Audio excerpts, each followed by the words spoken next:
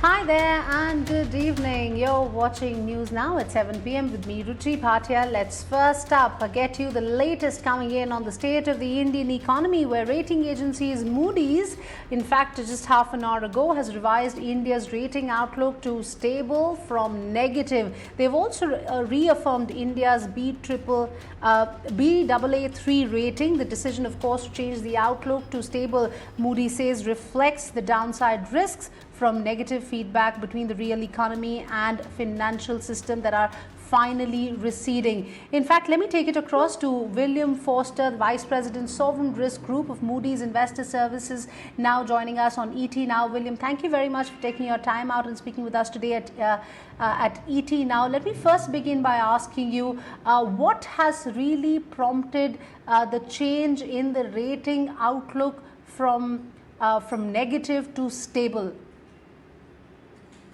Well, last year, June of 2020, we had downgraded the credit from Baa2 to Baa3 and kept a negative outlook. And that negative outlook really reflected all the uncertainty that was on the horizon around the coronavirus, how severe and prolonged the hit to the Indian economy would be.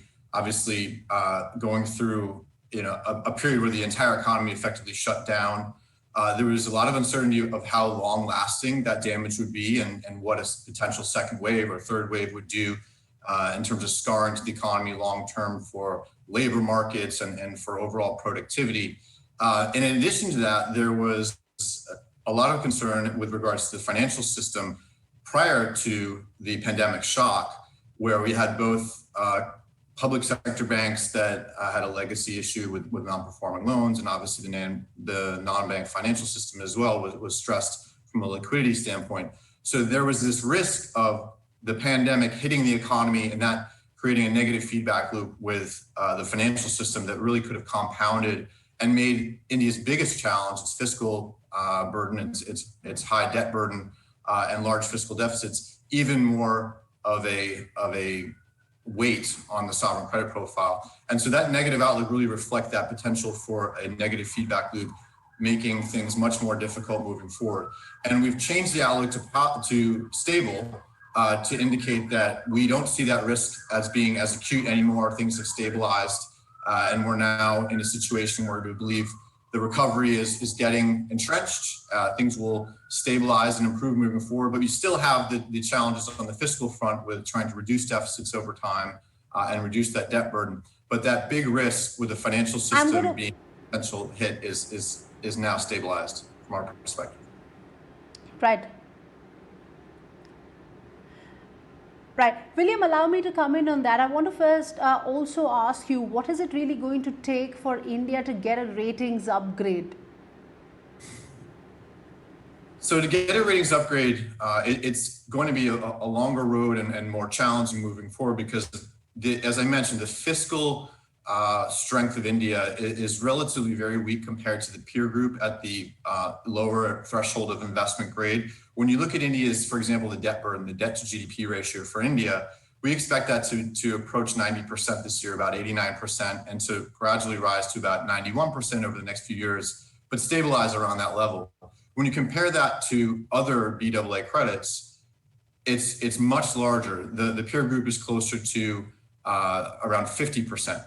So that's a very significant gap. And for India's credit rating to be upgraded over time, we need to see significant improvement, specifically on the fiscal strength assessment, which would require strong growth to continue. I think ultimately the private investment cycle to really pick up and create strong, sustainable growth beyond our current expectations, potentially, along with durable fiscal deficit reduction, both at the central government level and the states.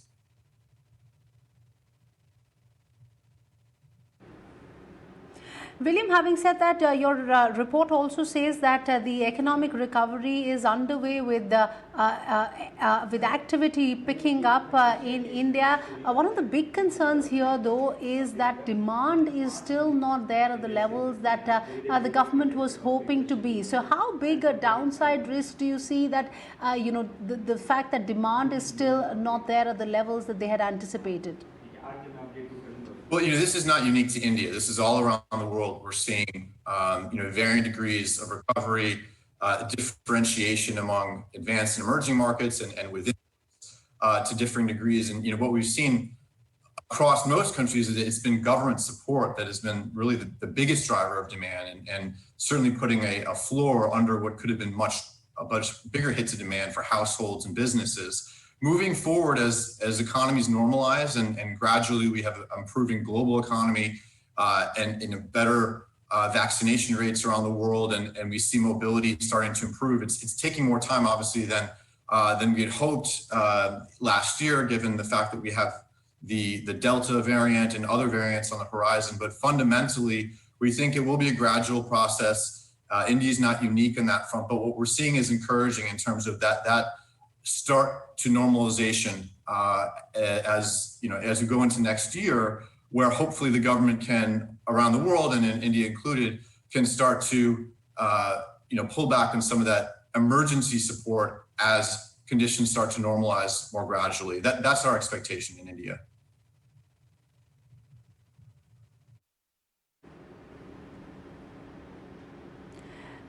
William, having said that, I want to also understand from you what could be some of the downside risks for the Indian economy, even though you are saying that the India's real GDP is set to surpass the 2019 levels in this fiscal year. What could be some of the challenges, some of the downside risks that you foresee for India going forward? Well, the main risk is the same risk for all countries around the world. Is another variant and another wave of COVID that really hits health outcomes and the economy that would really derail the recovery. So that's the case for India. That's the case for all countries. I think for India, the other risks really have to do, just fundamentally with growth dynamics. So if for some reason growth starts to slow in India, that's going to make it much more difficult to support development spending, to support households, to ultimately reduce deficits over time. And, in the analysis that we've done in terms of debt sustainability, India's ability to reduce deficits, reduce the debt burden over time is really driven by higher growth. And so if growth slows, and this is why we were concerned last year with risks in the financial system, because that could have been a very big headwind to growth, then you're at risk of multiple suboptimal outcomes, including, not just for households and overall GDP, the health of government balance sheet also would be at risk. And so that's a big risk is growth. Sustainable, strong growth will help India in many ways in terms of how we see it from a credit perspective.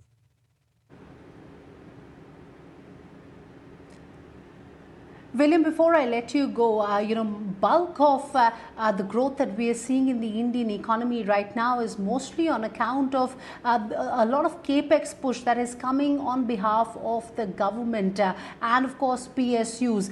We still seeing private investment not coming up in a big way, and that seems to be a big concern. When do you see private investments coming back into the Indian economy? Because that is really going to be a game changer in terms of where we see growth in the years to come. Well, that's the $1 million question. And it's been that way for years now in India, is when will the private investment cycle pick up on a sustainable long-term basis? And it's been very fleeting. There's reason to be more optimistic today based on the reforms the government's announced over the course of COVID in terms of targeting things like labor market reforms, agricultural market reforms. Obviously, there's been a stay on that by the Supreme Court, but fundamentally things that would focus on the factors of production, manufacturing sector dynamism, trying to create more private sector jobs and create a business climate that's conducive for private investment. Those are all important steps, but they are not by any way going to predetermine whether the CapEx cycle will pick up. Implementation is really important in India in terms of the policy reform agenda, and we've seen less outcomes that have been aligned with the objectives over time, and so that's something that we'll wait to see. But your question is the right one. When will this happen? Because that will be the key ultimately to higher sustainable growth in India, and hopefully that will happen as we gradually start to see the global economy and the Indian economy start to recover.